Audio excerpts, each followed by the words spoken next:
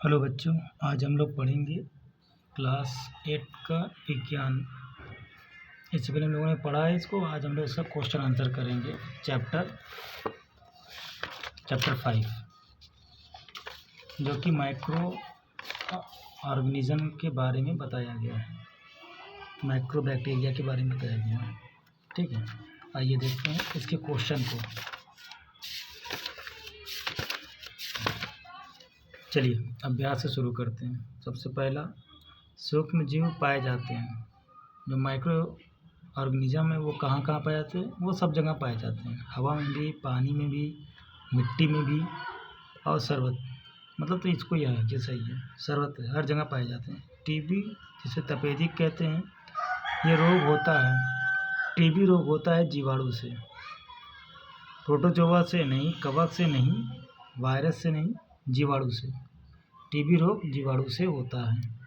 चना या मटर की जड़ों की गांठों में पाए जाने वाला जीवाणु। चना और मटर के जो जड़ होते हैं उनकी में जो गांठ बनते हैं उसमें राइजोबियम नामक जीवाणु पाए जाते हैं। कुकुरमुत्ता क्या है? कुकुरमुत्ता कवक होता है। कुकुरमुत्ता को हम कवक कहते हैं। पेचिश रोग होता है। पेचिश रोग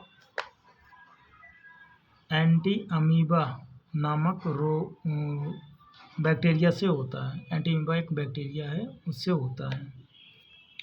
अब अगला है क्वेश्चन कि रिक्त स्थानों की पूर्ति करें, मतलब इसको भरिए। तो लिखा हुआ है सूक्ष्म जीव को देखने के लिए डैश की आवश्यकता होती है। तो सूक्ष्म जीव को हम कैसे देखते हैं? सूक्ष्म जीव को हम सूक्ष्मदर्शी से देखते हैं। सूक्ष्मदर्शी से देखा जाता है। जीवाणु द्वारा नींबू में पौधे, जीवाणु द्वारा नींबू के, ये गलत है, यहाँ पर के होना चाहिए। नींबू के पौधे में डैश नामक रोग होता है। तो नींबू के पौधे में जो रोग होता है उसे हम कहते हैं जैंथोमोनस साइट्रिक। क्या कहते हैं? जैंथोमोनस साइट्रिक। जैंथोमोनस सब बुक में है, मोनस साइट्रिक। ठीक। प्रथम प्रतिजैविक दवा, पहला एंटीबायोटिक जो दवा जो माइक्रो ऑर्गेनिज्म से बना उसे हम पेनिसिलिन कहते हैं। क्या कहते हैं? पेनिसिलिन। इस पेनिसिलिन की खोज कब हुई थी इसे आप लोग लिखेंगे और इसके आगे और मुझे नीचे कमेंट में बताएंगे। डेंगू रोग, डेंगू किससे होता है?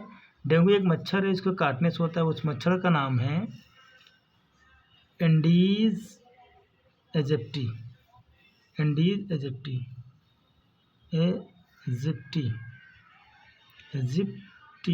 एंडीज एजिप्टी नामक मच्छर के काटने से होता है। आगे देखें, आगे लिखा हुआ है हैजा रोग किससे होता है? तो जानेंगे हैजा रोग किससे होता है।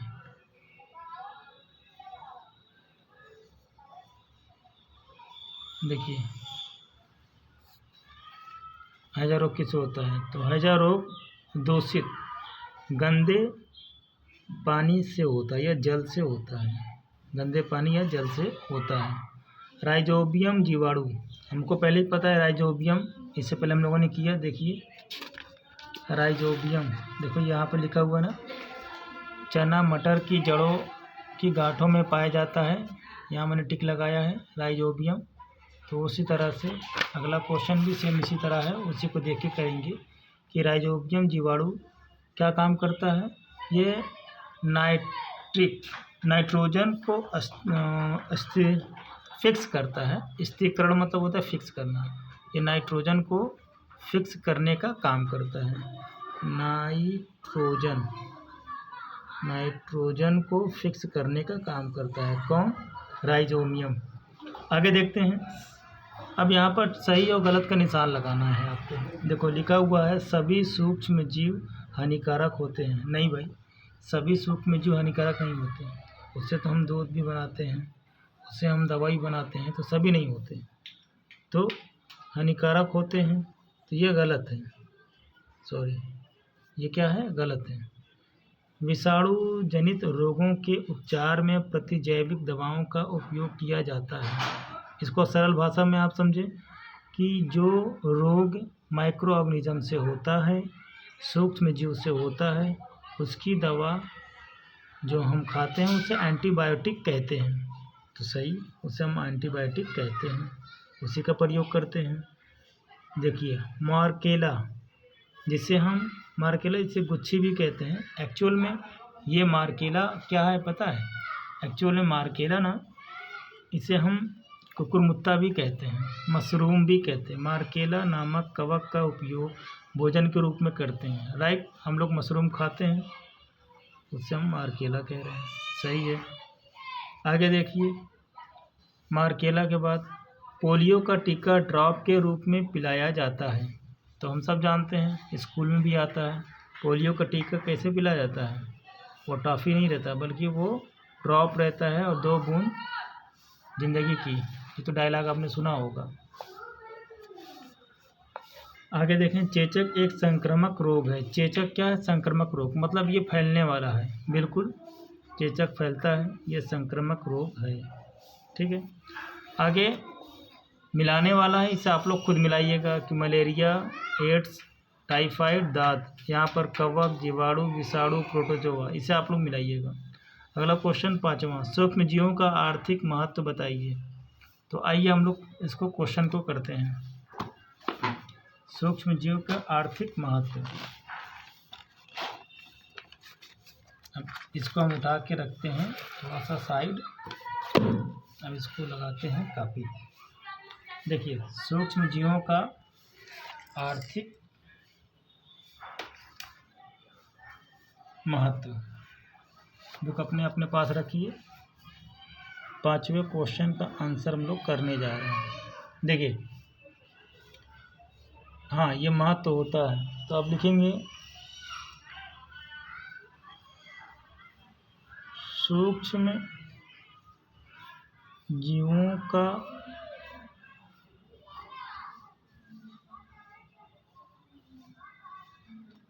आर्थिक, सूक्ष्म जीवों का आर्थिक महत्व अनेक होते हैं। जैसे अनेक होते हैं, जैसे ये पहला, ये क्या करते हैं? ये कृषि में, कृषि के या कृषि में लिखिएगा। कृषि में मृदा मतलब मिट्टी, मृदा मतलब मिट्टी। मिट्टी में क्या करते हैं? ये मिट्टी की उर्वरता मतलब उसकी फर्टिलिटी, उसकी क्वालिटी, उसकी उर्वरता क्या करते हैं? बढ़ाते हैं। उसकी उर्वरता बढ़ाने में काम करते हैं, बढ़ाने। दूसरा, डेयरी और खाद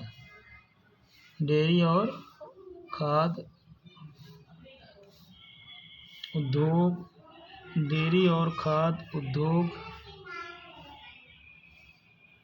में क्या करते हैं? दही व ब्रेड बनाने। और क्या करते हैं? एंटीबायोटिक जो दवा है ना, एंटीबायोटिक जिसे हम प्रतिजैविक कहते हैं। इसको हम हिंदी में प्रतिजैविक क्या कहते हैं बेटा? इसको हम हिंदी में प्रतिजैविक देखिए, प्रतिजैविक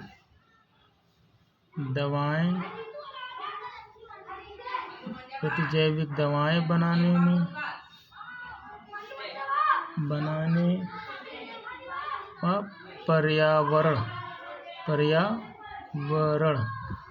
व पर्यावरण को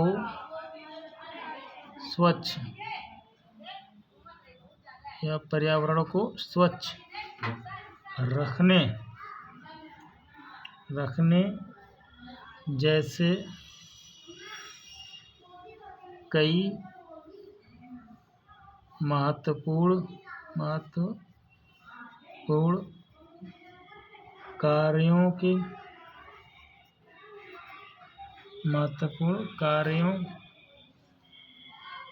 कार्यों में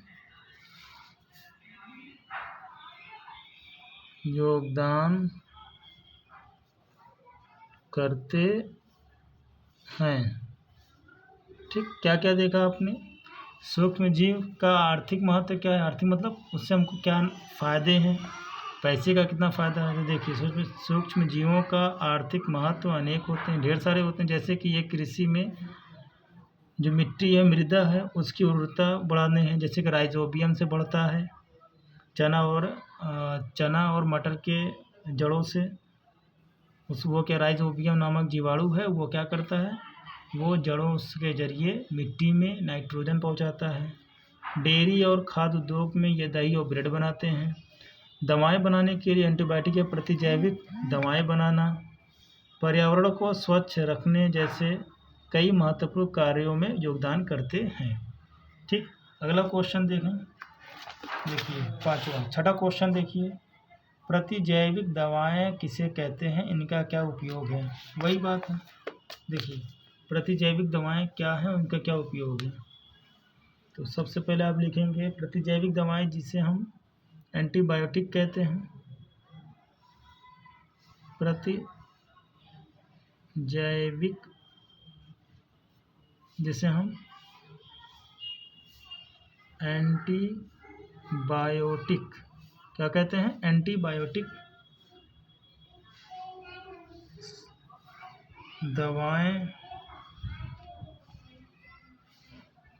दवाएं देखिए, छठा क्वेश्चन क्या था? छठा क्वेश्चन है कि प्रतिजैविक दवाएं किसे कहते हैं, इनका उपयोग क्या है। तो प्रतिजैविक जिसे हम एंटीबायोटिक कहते हैं, ये दवाएं हैं, वो दवाएं हैं जो रोग फैलाने वाले जीवाणुओं के प्रतिरोध में प्रयुक्त होते हैं। मतलब जिस जीवाणु से शरीर में प्रवेश करने से ढेर सारे रोग उत्पन्न होते हैं, उन्हीं को ये रोकता है एंटीबायोटिक दवाएं, या शरीर में पहुंचते ही उन रोगाणुओं को नष्ट कर देती हैं। रोगाणु किसे कहते हैं? ऐसे सूक्ष्म जीव जो रोग फैलाते हैं, उन्हें रोगाणु कहते हैं, जो सूक्ष्म जीव द्वारा होते हैं, जैसे टीबी, हैजा, टाइफाइड, निमोनिया आदि। ठीक, अगला क्वेश्चन देखें। अगला क्वेश्चन देखिए, टीकाकरण किसे कहते हैं? तो आइए देखते हैं टीकाकरण किसे कहते हैं।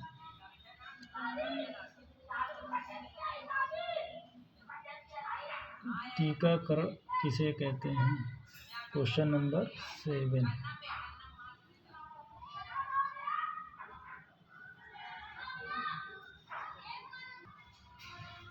देखिए, 7वां क्वेश्चन क्या था?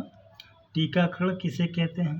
तो देखिए, टीकाकरण वैक्सीनेशन जिसे कहते हैं इंग्लिश में, रोगों से बचाव की एक विधि है जिसमें एक स्वस्थ मानव शरीर में मृत अथवा निष्क्रिय सूक्ष्म जीवों को प्रवेश कराया जाता है, तो शरीर की कोशिकाएं उससे लड़ने के लिए प्रतिरक्षी, जिसे हम एंटीबॉडी कहते हैं, प्रतिरक्षी मतलब एंटीबॉडी बनाती है और उस जीवाणु को नष्ट कर देती है। यह प्रतिरक्षी, जिसे हम एंटीबॉडी कहते हैं, हमारे शरीर में बनी रहती है और रोगाणु से हमारी सुरक्षा करती है। अतः इस प्रकार टीका, जिसे हम वैक्सीन भी कह सकते हैं, टीका वैक्सीन कार्य करता है। अगला क्वेश्चन देखिए। अगला लास्ट क्वेश्चन क्या कह रहा है? सूक्ष्म जीवों से हमारे होने वाली बीमारियों तथा उनसे बचाव के तरीके बताइए। तो सूक्ष्म जीवों से ढेर सारे बीमारी होंगे, हम कुछ ही का नाम लेंगे, पूरा लिखने की कोई फ़ायदा नहीं है। तो लिखेंगे हम लोग कि सूक्ष्म जीवों से होने वाले रोगाणु को संक्रमणीय रोग कहा जाता है। देखिए, क्वेश्चन नंबर 8। सूक्ष्म जीवों से, देखिए 7वां क्वेश्चन क्या बताया, सूक्ष्म जीवों से होने वाली बीमारियों तथा उनसे बचाव के तरीके। देखिए सूक्ष्म जीवों से होने वाले जो रोग हैं, सूक्ष्म जीवों से होने वाले रोग, संक्रमणीय रोग जिसे हम इन्फेक्शियस डिजीज, इन्फेक्शियस की स्पेलिंग देख रहे हो, INFECTIOUS, infectious disease, DISEASE, infectious disease कहते हैं, कहा जाता है। जैसे मलेरिया, डेंगू, चिकनगुनिया, हैजा, जुकाम, क्षय रोग इत्यादि। अच्छा, इनके बचाव कैसे होंगे? मच्छरदानी का उपयोग करना, मच्छरदानी, उबला पानी, पानी को उबाल कर पीना, शरीर को पूरी तरह से ढकना, साफ सफाई, गंदे व बारिश का पानी एकत्रित न होने देना, खांसी आने पर मुंह पर रुमाल रखना इत्यादि संक्रमण रोग से बचाव के उपाय हैं। ठीक है, ये इस तरह से आपका सारा क्वेश्चन हो गया सॉल्व। खाली ये जो आपका बचा हुआ है मिलाने वाला, इसे आप लोग खुद से करिएगा। ठीक है।